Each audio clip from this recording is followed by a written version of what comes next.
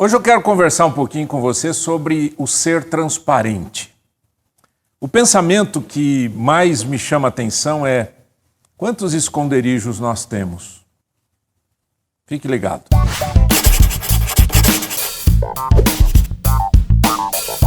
Ser transparente é uma coisa muito interessante, porque quando a gente não é transparente, a pergunta que fica é: a quem nós estamos enganando? A quem nós estamos enganando? Né? Essa coisa do passar, jogar sujeira embaixo do tapete. Me veio muito forte ao coração isso para eu falar com vocês hoje. Né? Por alguma razão, ou por todas as razões, mas é muito interessante a gente pensar nisso. O que é jogar a sujeira embaixo do tapete? Literalmente é você esconder a sujeira. E figuradamente é quando você tem um problema, uma situação, um pecado, você joga tudo embaixo do tapete, ignorando, negando ou escondendo essas coisas. Essa ideia, né, de esconder. Você já deve ter passado por isso. Por exemplo, uma casa que tem uma pintura bonita, ou um papel de parede, você puxa o papel de parede, está tudo podre lá dentro. Né? Ou ela tem uma capa, mas o resto está estragado. Né? Ou um carro que o pessoal joga massa, né? Aquelas massas horríveis e tudo, você bate assim, e a hora que tira, aquilo cai tudo, né? Não tem, parece que tem macarrão lá dentro. Né? A ideia é que aquilo que as pessoas passam por fora, aquele verniz que passa por fora, não quer dizer que está escondendo alguma coisa. E a necessidade que a gente tem é de ser transparente. Você pode ler comigo em voz alta esse versículo? Provérbios 28, 13. Quem esconde os seus pecados não prospera, mas quem os confessa e os abandona... Esse é um ponto muito sério, né? Provérbios 28, 13. Guarda esse texto. Eu decorei numa outra tradução que diz: aquele que encobre as suas transgressões jamais prosperará, mas aquele que as confessa e deixa alcançará a misericórdia. A misericórdia de Deus é grande sobre nós, mas a gente não pode ter esconderijo na vida. E esses esconderijos podem ser muitas coisas. Pode ser um erro, um pecado, uma coisa ruim, uma transgressão, mas pode ser também coisinhas que a gente vai guardando, a gente vai criando dentro do coração da gente um monte de quartinho escuro. Não tem transparência, não tem vida, não tem nada que mostre realmente quem nós somos, a não ser aquele esconderijo. Então, ser transparente, eu quero tratar em três aspectos. Né? O aspecto da verdade, Efésios 4, 25 diz: portanto, cada um de vocês deve abandonar a mentira e falar a verdade ao seu próximo, pois todos somos membros do mesmo corpo. Gente, falar a verdade e viver a verdade não é uma teoria barata. E não é uma coisa que só serve para dentro de casa ou dentro da igreja. Eu já ouvi muita gente dizendo: eu acho muito importante, eu acredito nisso. Mas sabe, tem momentos. A hora que você fala tem momentos, são os seus esconderijos. É o momento em que você pega a sujeira e joga tudo embaixo do tapete. É o momento que você quer esconder alguma coisa. Para quê? Eu me lembro de uma experiência que eu tive lá no Canadá. Eu fui visitar um senhor que estava bem doente, bem doente. Na verdade, a gente conhecia a filha dele. E nós chegamos lá e tudo, e ela agradeceu e nos levou até o quarto. Ele já estava meio fora de órbita e o médico chegou bem na hora que a gente estava lá. E pela primeira vez eu vi um médico falar uma coisa que eu nunca tinha visto um médico falar. O médico chegou e disse: ô, seu Frank, falando com ele, né? Seu Frank, olha, seu Frank, está na hora do senhor se encontrar com o seu Criador. Está tudo bem? O senhor está preparado? Eu fiquei olhando assim e falei: Jesus, Pai Celestial. Ele morreu 2, 3 dias depois. Ele estava mesmo no fim. Mas por que não falar a verdade? Né? Para que a gente ficar assim? O senhor vai ficar bom. Para com isso, nem pensa nisso. Que é isso, o senhor está ótimo. Não era o caso. Não era o caso. Ele já foi para o hospital porque ele já estava em estado terminal, já estava indo embora. Né? Agora, falar a verdade, não tem momentos que a gente fala a verdade e momentos que a gente não fala a verdade. E falar a verdade tem a ver com viver a verdade. Então aqui ele diz, portanto, cada um deve falar a verdade. Deixa a mentira, larga a mentira. Segundo Jesus, a mentira é do diabo, né? Porque o diabo é o pai da mentira. Evangelho de João. O diabo é o pai da mentira. Então, a verdade acima de tudo sempre. Outra palavra importante é a palavra sinceridade. Há muita interpretação sobre a palavra sinceridade. Uma delas é a ideia de não ter cera, né? Sinceridade é aquele vaso que trincava e o cara punha cera, passava uma tintazinha, mas era aquele vaso que esquentava a água e punha no fogão, a cera derretia e a água caía, né? Então, por fora, bela viola. Como é que é? Por fora, bela viola, por dentro, pão bolorento. Conhece esse ditado, gente? Horrível. Acho horrível esse ditado. Feio para burro, mas é verdade. E, na verdade, o que ele está falando? 2 Coríntios 1,12. Este é o nosso orgulho.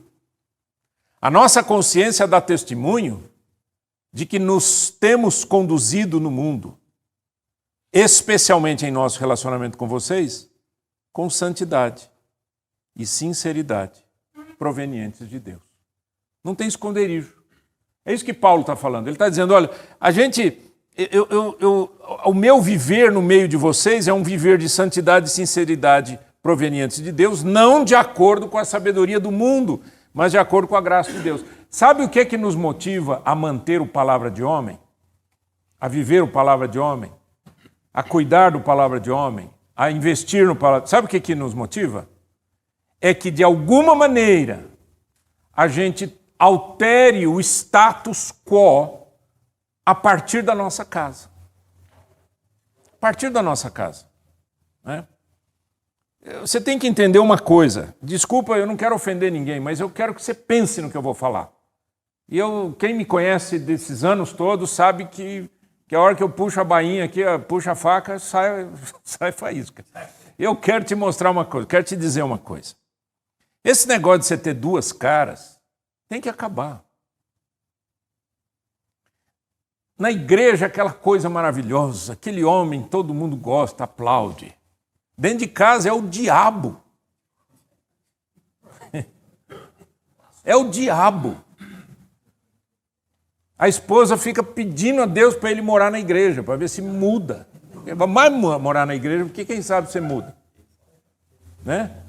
No trabalho, o cara é terrível. É um crápula, é um ditador, é mal educado, trata todo mundo de qualquer jeito, é no chute e no pontapé. E aí depois encontra um amigo, oh, como você, eu gosto tanto de você. Larga a mão de ser duas caras, né? Vamos ver isso daqui. Amabilidade da comunicação é uma coisa importante para a transparência. Ser amável. Porque a gente é... A amabilidade dá tom para a comunicação. Olha esse texto aqui. A resposta, calma, desvia a ira, a fúria. Mas a palavra ríspida desperta a ira. O nosso falar a gente já tem um tom diferente da mulher.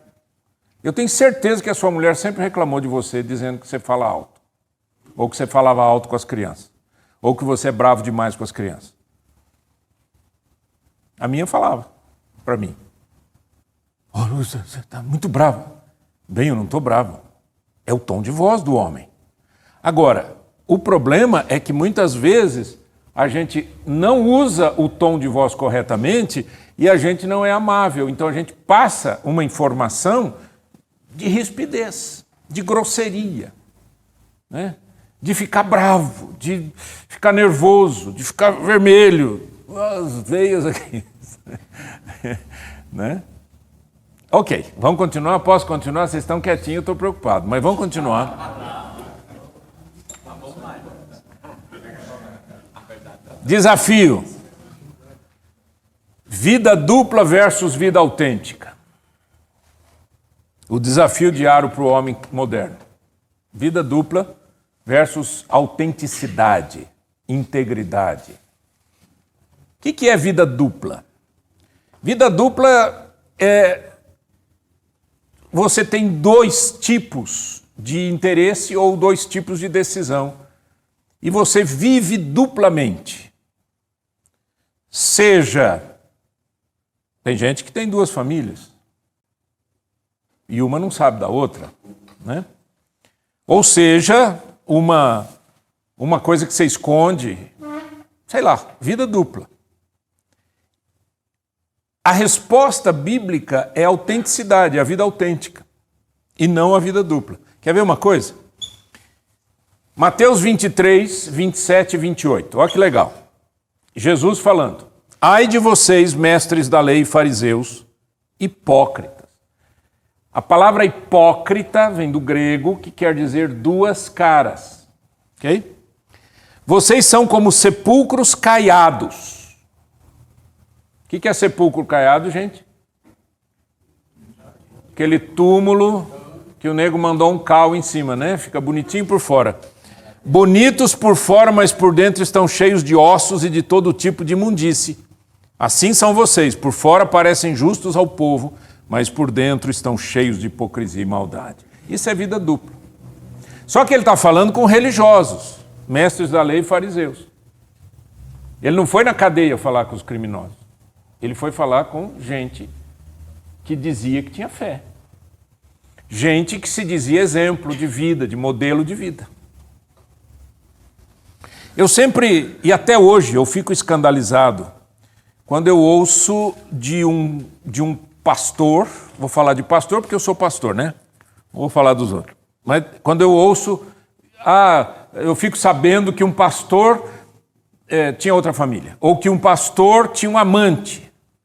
E não é assim, tinha um amante porque, uau, ele caiu e na segunda-feira ele já pediu perdão e já mudou de vida. Não, o cara tem 3, 4, 5, 10 anos tem um amante. E isso até hoje me causa não só estranheza, mas uma intensa dor. Por quê? Porque pelos anos que esse cara viveu de vida dupla, foram os anos que ele enganou as pessoas. Enganou a igreja, cara. Como é que uma pessoa, um pastor, sobe no púlpito? Que cara eu tenho que ter diante de Deus se eu tivesse aqui na frente de vocês com uma vida dupla? E eu não tenho vida dupla, louvado seja Deus. Mas que cara, que absurdo. E essas pessoas oram. Vamos orar. Pastor, ore pela minha família. Vamos orar pela sua família que não vai bem. E o cara tem um amante, sem vergonha, cachorrão. É um absurdo.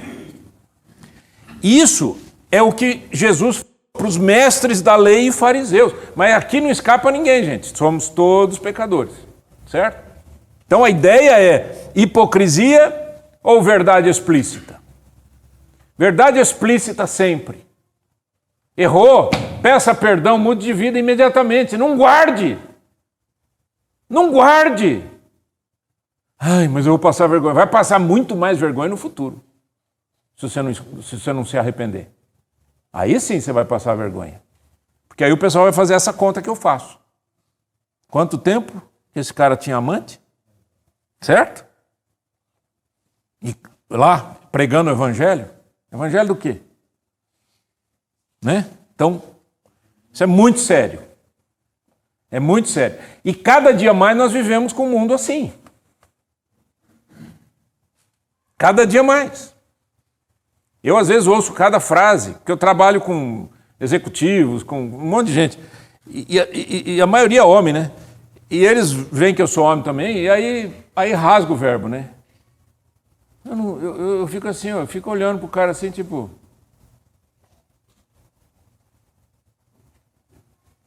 O que é isso, né? O linguajar, vocês sabem do que eu estou falando, né? O cara que é casado e fica falando de mulher para os amigos, porque ele é macho, né? É macho.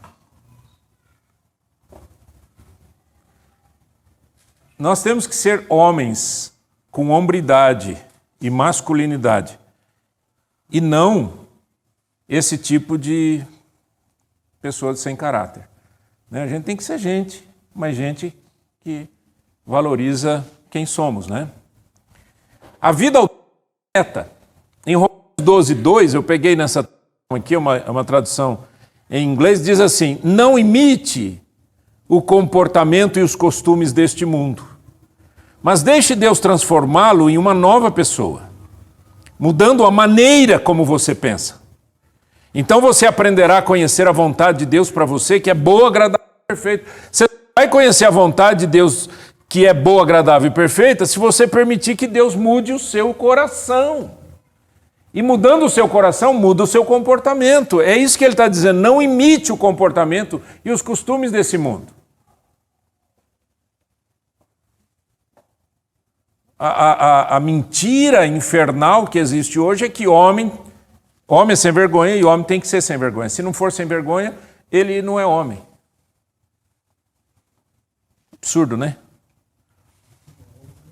Outro ponto importante para você guardar no seu coração. Presta atenção aqui, ó. Você é singular. Você é único. Deus te fez assim. Você é uma beleza da criação de Deus. Vai jogar fora isso? Você vai jogar fora essa beleza que Deus te deu, que Deus fez você. Deus fez você único. Eu não consigo entender como é que tem gente que acredita que nós somos fruto de uma explosão. O meu dedão é diferente do seu. E diferente de todas as pessoas que já passaram por essa terra. E todos aqueles que virão a nascer. Explosão não faz isso, não. Só um Deus criador tão único. A minha íris, o meu olho é diferente do seu. A gente pode ser parecido na cor da pele, nos olhos, na boca, no nariz, mas nós somos absolutamente distintos. Isso fisicamente. Fora as emoções, fora a maneira como a gente, né, vive, foi criado, a sua família é diferente da minha. Nós somos únicos e a gente tem que valorizar isso. Não se compare. Esse é um erro que as pessoas têm.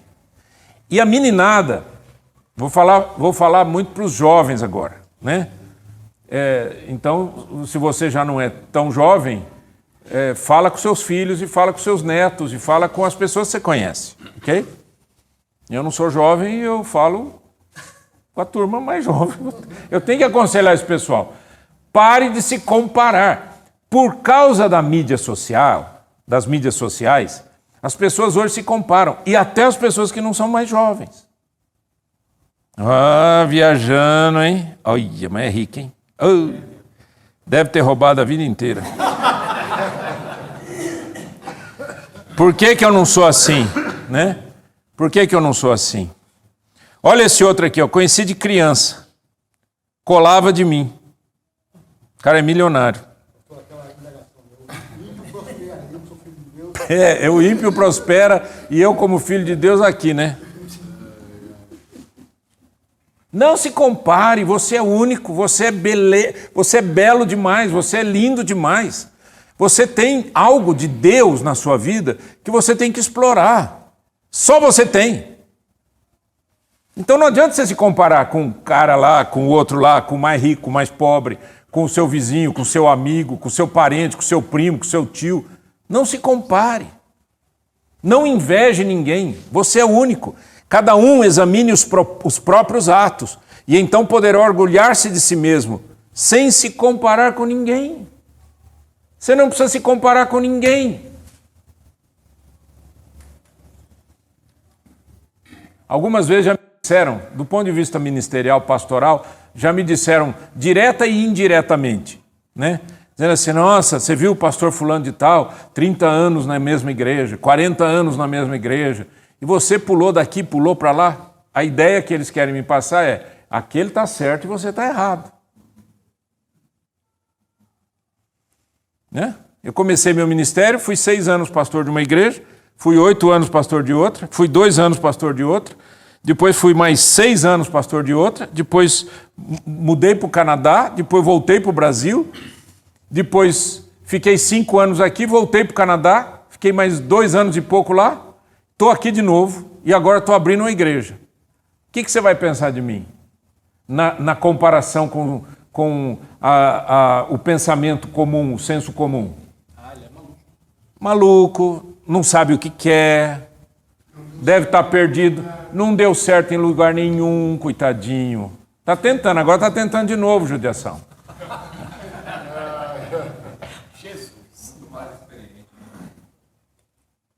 Quando alguém fala isso para mim, eu falo, eu e o apóstolo Paulo. Ficar 2 anos aqui, 3 anos lá. Eu não estou me comparando a Paulo, eu só estou dizendo, cada um tem de Deus o seu ministério. Eu tive ministério assim, aleluia, glória a Deus. E não vou ficar muito tempo nessa igreja, com certeza, porque agora é a idade, né? Vou passar para os jovens. Mas enquanto eu tiver voz, tiver saúde, tiver força, tiver vontade, eu estou ministrando, ensinando a Bíblia, abrindo a Bíblia, estudando, aprendendo a palavra de Deus. Né? Eu não preciso me comparar ao pastor Zé, o pastor Mané, o pastor fulano, o pastor ciclano. Olha aquele pastor lá, olha você aqui a Pindaíba, olha ele lá como é que está. Ridículo. Ridículo. Vou contar um segredo para vocês. Está ficando gravado esse negócio aqui e eu vou deixar gravar. É o seguinte. Eu sou de uma família, Murilo é meu primo. O pai dele é irmão da minha mãe. Minha mãe é a única de uma família de irmãos. Né? Então eram só homens e a minha mãe é a única mulher. E o fato da minha mãe ser a mulher numa família libanesa significa já a 2ª categoria, 3ª categoria. Okay? Então meus tios, né, não todos, o pai do Murilo é advogado, etc., foi para outra carreira. Mas os outros tios tinham lá uma empresa, uma loja, né, secos e molhados, aquela coisa toda. E eles foram crescendo e foram adquirindo coisas. E eu cresci com os meus primos. E o meu pai era empregado dos meus tios nessa loja. E a nossa vida era assim, eu morava na edícula, no fundo da casa da minha avó, com a minha família, com os meus pais. E eu ia brincar na casa dos meus primos, era outra conversa, outra categoria. E quando eu era bem pequeno, etc., e comecei a ter consciência e fazer comparações, um dia, meu pai disse assim para mim, filho, você tem que ver os valores não a partir das coisas, mas a partir da nossa família e o quanto a gente se ama e a gente se cuida.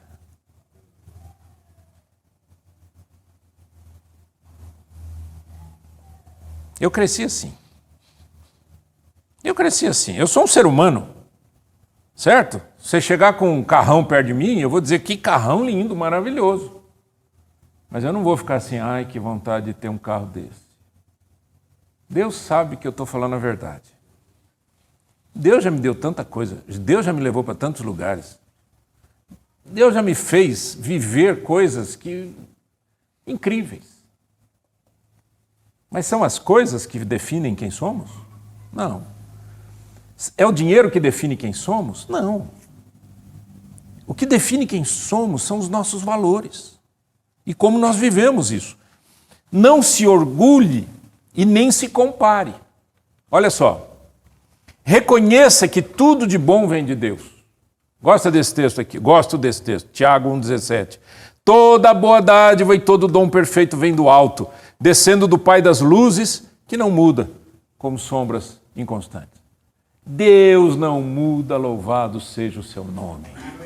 O Deus da Bíblia é o Deus de hoje, o Deus lá de trás é o Deus de hoje, é o Deus de amanhã. Quando Moisés perguntou ao Senhor, qual é o teu nome? Ele disse, eu sou o que sou, na tradução em português. Mas em hebraico, são todos os tempos verbais juntos. É como se ele dissesse, eu sou quem eu fui, eu serei quem eu fui, quem eu sou quem eu... É tudo completo, ele é Deus, né? E toda boa dádiva vem dele. Então, se a boa dádiva vem dele, eu preciso fazer o quê? Confiar nele. porque a boa dádiva vem dele. Outra coisa, 1 Coríntios 4:7. Quem torna você diferente de qualquer outra pessoa? O que você tem que não tenha recebido? E se o recebeu, porque se orgulha? Eu gosto disso.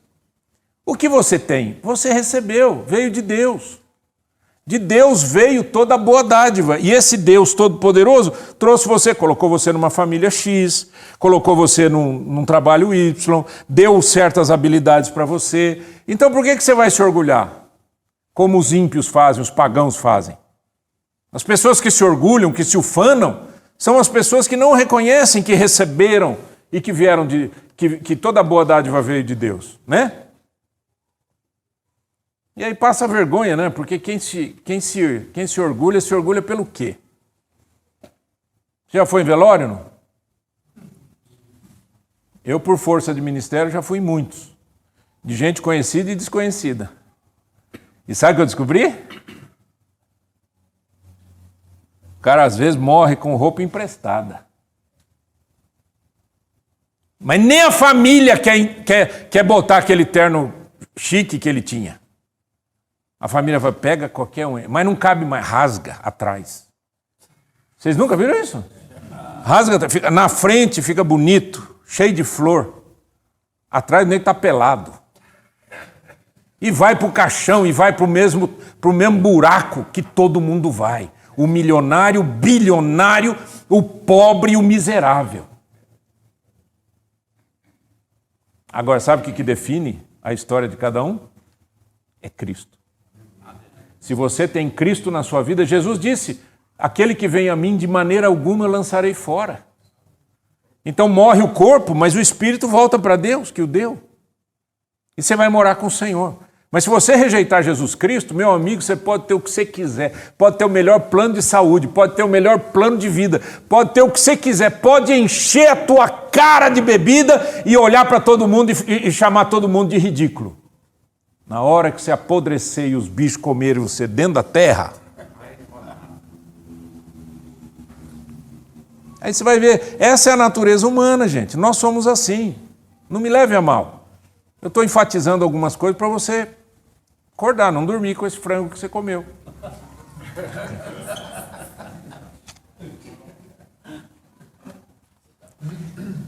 Deixa eu falar um pouquinho aqui. A Bíblia diz... Você já ouviu falar de 10 mandamentos? Os 10 mandamentos estão escritos lá em Êxodo capítulo 20. Êxodo capítulo 20, certo? O primeiro mandamento é: eu sou o Senhor teu Deus que te tirei da terra do Egito. Não terás outros deuses diante de mim. Segundo, não farás para ti imagem de escultura, nem do que há em semelhança no céu, nem na terra, nem debaixo da terra, não te encurvarás a elas, não lhes prestarás culto, porque eu sou o Senhor teu Deus, Deus zeloso, que visito a iniquidade dos pais nos filhos até a 3ª e 4ª geração daqueles que me aborrecem, mas visito até 1000 gerações daqueles que me amam e guardam os meus mandamentos. Conhece são os 10 mandamentos. Você está pensando nos 10 mandamentos, só aqueles dois que Jesus falou. Que na verdade é aqueles dois que Jesus falou: amarás o Senhor teu Deus com todo o teu coração, com toda a tua alma, com todas as tuas forças e com todo o teu entendimento, e amarás o teu próximo como a ti mesmo. Eles empacotam os 10. Tudo bem.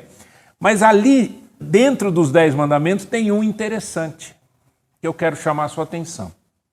Que diz assim: honra teu pai e tua mãe, para que te vá bem, e todo bem te processe sobre a face da terra. Todo bem te aconteça sobre a face da terra. Honra teu pai e tua mãe. Cada dia que passa, mais e mais, esses jovens, essa molecada se acha, porque sabe mexer no computador e vê o Google, e agora com inteligência artificial acha que sabe tudo, é tudo ignorante, não presta para nada. E despreza os seus pais. Agora presta atenção. Isso é mandamento de Deus entre os 10. Eu citei para você 3. Dentre os 10, o Senhor disse: honra a teu pai e a tua mãe. Honra teu pai e tua mãe. E honrar não é só quando você é solteiro. Quando você é solteiro, você obedece, além de honrar. Mas casado também tem que honrar o pai e a mãe. Está cheio de gente idosa nos asilos porque não tem filhos que honram seus pais. Abandonando os pais, abandonando o pai, abandonando mãe. Meu pai foi diretor de um asilo. E ele contava a história para mim. Ele dizia, filho, o povo larga todo mundo lá. E nem vai visitar. Quando meu pai ficou doente, ele ficou com demência. E ele começou com isso tudo, eu estava no Canadá. E o dia que eu fui, 2008, o dia que eu fui aceito numa igreja canadense como pastor. Sabe o que é isso, né? Esse pastorzinho que não sabe o que está fazendo, foi pastor 2 vezes de igrejas canadenses. Eu liguei para meu pai. Pai, estou tão feliz, pai. Fui aceito numa igreja canadense, pai. Ô, meu filho, que bom. Olha, dá um abraço aí nos seus filhos e nas suas filhas. Eu tenho 2 filhos. Aquele dia, eu não consegui abrir o culto. Era o dia que o pastor sênior, o pastor de outra igreja, vinha me empossar. E eu só chorava no culto. E ele dizia, o que está acontecendo com você? Eu disse, eu acabei de saber que o meu pai está perdendo a memória. Quando eu voltei para o Brasil, meu pai não sabia quem eu era. Eu sabia quem ele era, mas ele não sabia quem eu era.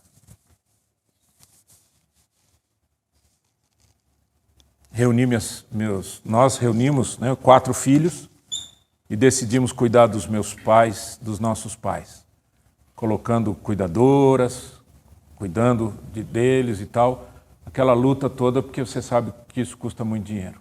Dividíamos em 4 pessoas para a gente cuidar. Meu pai faleceu em 2011. Minha mãe caiu de cama. Faleceu esse ano.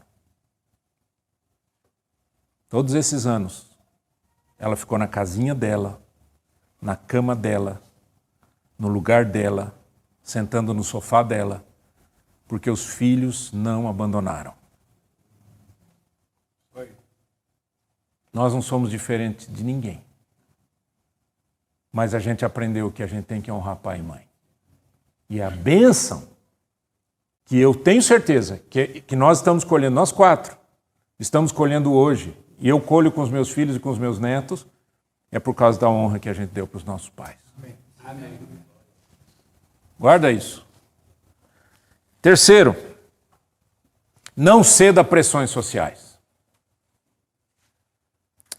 Winston Churchill falou uma frase fantástica. Ele disse assim, não existe algo como opinião pública, existe apenas a opinião publicada. O que ele quis dizer é que as mídias comandam o pensamento da população. Não dá para a gente falar o brasileiro pensa assim. Dá para falar isso? Não. Não dá para falar nem da sua família. Você não pode falar, minha família pensa assim. Não, um pensa, o outro não, um aceita, o outro não. Então não existe opinião pública geral.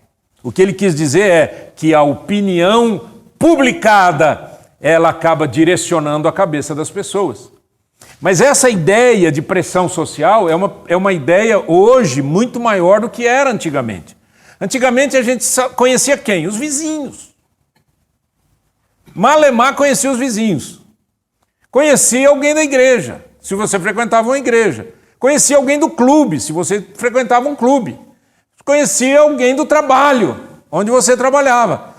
Hoje, você fica sabendo que um milionário bilionário da Rússia largou a mulher. Sabe essas coisas que não interessam para nós? Essa pressão social, muita informação, essa pressão social acaba adoecendo todo mundo.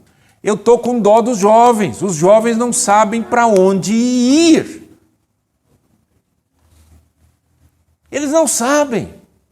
E aí eles pegam esses testemunhais, né? do menino que faz dancinha no TikTok e comprou um avião, sabe? E aí seu filho olha aquilo e diz, é isso que eu quero fazer. Eu vou fazer dancinha. Aí ele começa a fazer dancinha e descobre que é péssimo e que ninguém quer assistir. Aí ele inventa outra coisa. Aí vomita na frente da câmera. Aí todo mundo começa a dizer, ai que legal, você viu aquele cara que vomitou? Nossa, é nojento, mas é bacana de ver, hein, meu? Esse é o mundo que nós estamos vivendo hoje. É o mundo que nós estamos vivendo hoje. Absolutamente enfermo. Absolutamente doente. Não ceda às pressões sociais. Cuidado com isso. Gálatas 1:10. Acaso busco eu agora a aprovação dos homens ou a de Deus? Ou estou tentando agradar os homens, disse o apóstolo Paulo. Se eu ainda estivesse procurando agradar os homens, não seria servo de Cristo. Simples assim. Você quer agradar a quem? Você quer agradar a população, os outros, as pessoas, agradar... Não, a gente tem que agradar a Cristo, agradar o Senhor, agradar a Deus. A gente tem que andar sério com Deus. E andar miudinho.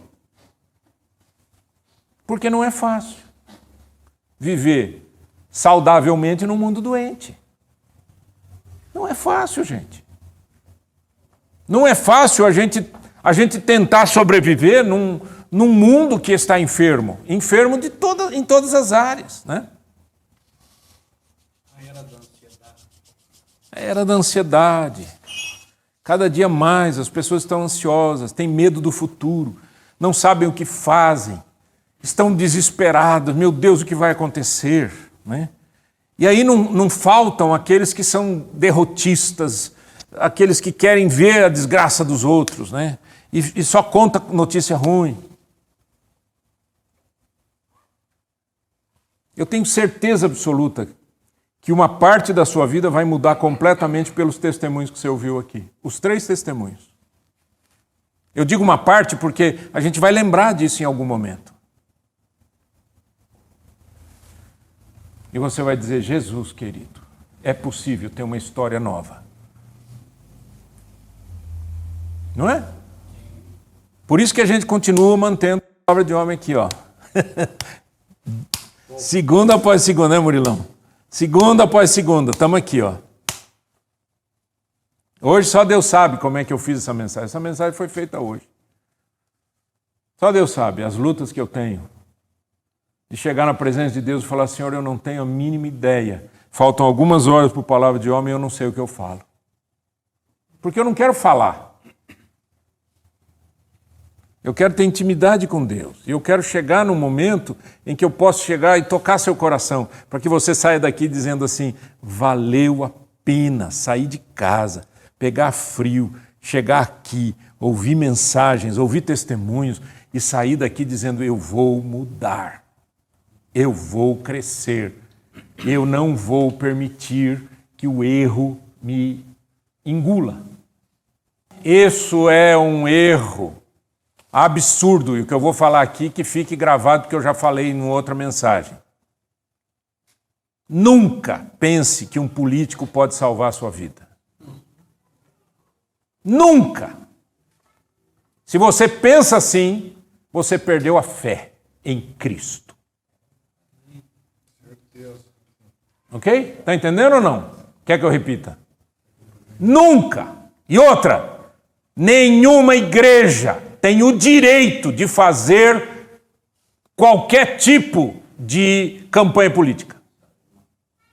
Pastores foram criticados, pessoas saíram das igrejas porque teve pastor que levantou e disse, eu não vou fazer campanha política. E teve gente que ficou desesperada e xingando o pastor e achando que o pastor era péssimo. Esses pastores estavam sendo fiéis, sabe o quê? Ao reino de Deus. O reino de Deus! Jesus disse, o meu reino não é desse mundo. Você está querendo solução nessa terra? Ou você não lê a Bíblia? Acorde! Ah, mas esse aqui é melhor que aquele. Pode até ser, mas não é por isso que nós vamos brigar, meu Deus. Pessoas brigaram, famílias se separaram. Nessa época teve uma menina que chegou para mim, eu estava trabalhando com ela é minha cliente, Ela disse assim: meus pais estavam se separando, se divorciando, porque um era Lula e o outro era Bolsonaro. E eles estavam se divorciando por conta disso. Meu Deus, onde é que nós estamos? Perdemos a fé, né? Fala a verdade. Você está querendo o céu aqui na terra? A Bíblia diz assim: aquele que confia no Senhor não tem medo de más notícias. O mundo jaz no maligno, querido. O mundo, presta atenção, o mundo jaz no maligno. Quem disse isso foi Jesus. Você quer brigar com ele? Briga com ele.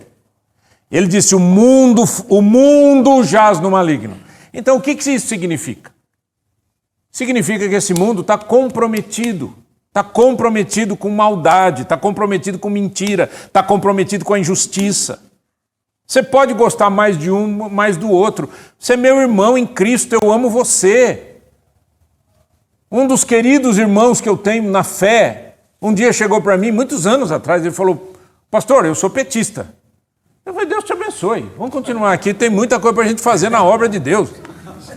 Larga a mão, isso daí para mim é a mesma coisa que dizer eu sou palmeirense, sou São Paulino, eu sou do que seja. Ou você é de Jesus ou você não é de Jesus. Agora, eu vou brigar com as pessoas por conta de escolhas políticas. Me perdoem o meu desabafo. Eu acho que eu estou aqui há alguns meses segurando isso. Porque todo dia eu ouço alguém dizendo: eu estou desesperado. Larga a mão, ajoelha e busca o Senhor. Vai buscar o Senhor, Jesus é bom. E a sua misericórdia dura para sempre. Ou você esqueceu disso? A Bíblia diz que as misericórdias de Deus não têm fim, gente. Ah, mas pastor, e se isso aqui virar Venezuela? A gente continua pregando o evangelho e anunciando que Cristo Jesus é o Senhor, para a glória de Deus Pai, até o dia que a gente morra. Até o dia que a gente morra. E quando morrer, vai para o céu. Não vai para os Estados Unidos, não vai para o Canadá, não vai para a China, não vai para lugar nenhum. O mundo inteiro está sofrendo. Você vai em Portugal, tem problema. Você vai na Espanha, tem problema. Você vai na França, tem problema. Você vai na Itália, tem problema. Você vai nos Estados Unidos, tem muito problema. Você vai para o Canadá, está piorando aquele país que a gente amou tanto e onde eu morei há alguns anos. E o que você está esperando? Solução aqui na Terra?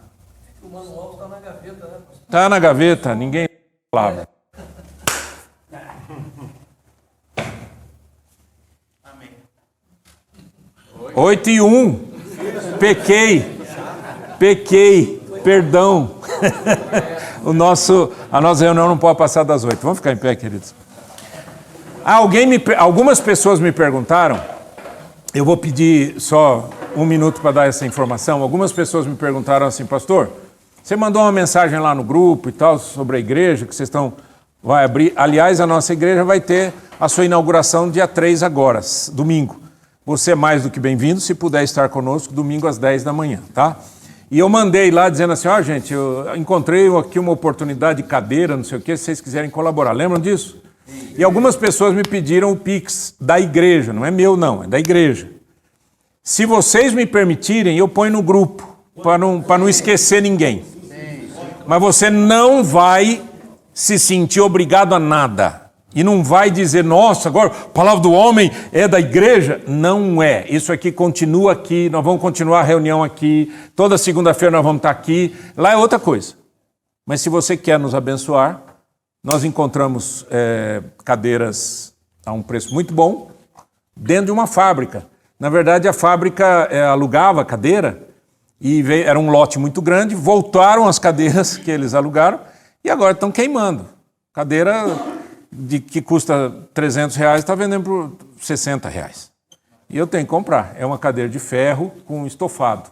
Então foi por isso que eu tomei a liberdade de dizer quem quisesse contribuir, tá bom? Por favor, em nome do Senhor Jesus, não misture as coisas e nem ache que a gente está usando a palavra de homem para pedir dinheiro para a igreja. Era um projeto específico, só isso, tá bom?